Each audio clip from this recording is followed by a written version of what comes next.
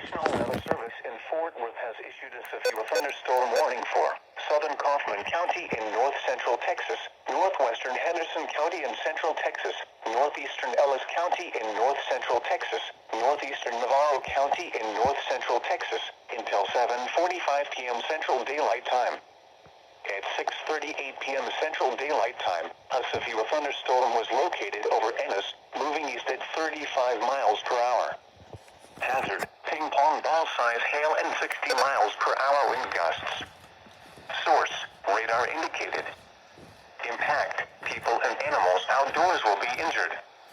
Expect hail damage to roofs, siding, windows, and vehicles. Expect wind damage to roofs, siding, and trees. Locations impacted include Ellis, Gun Barrel City, Maybank, Toole, Palmer, 7 Points, Camp, Trinidad, Bardwell, Grays Prairie, Alma, Enchanted Oaks, Cottonwood, Bardwell Lake, Flag Lake, Cedar Creek Reservoir, Trinidad Lake, Bryce, Garrett and Paint Springs. This includes Interstate 45 between mile markers 238 and 258.